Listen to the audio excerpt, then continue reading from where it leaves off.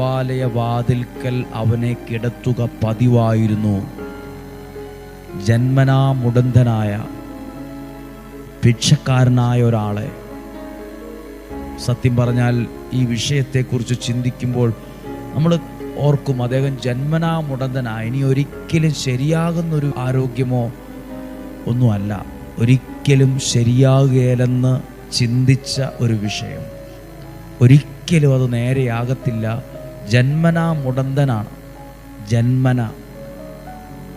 അപ്പോൾ ഇനി ആ കാല് നേരെയാകത്തില്ല, ആരോഗ്യം സാധാരണ പോലെ ആകത്തില്ല, ശരിയാകില്ല എന്ന് ചിന്തിച്ച ഒരു കാര്യം. എന്നാൽ മൂന്നാമത്തെ വാക്യം, പത്രോസും യോഹന്നാനും ദേവാലയത്തിലേക്ക് പ്രവേശിക്കുന്നത് കണ്ട് അവൻ അവരോട് ഭിക്ഷ യാചിച്ചു. പത്രോസ് യോഹന്നാനോടൊപ്പം അവനെ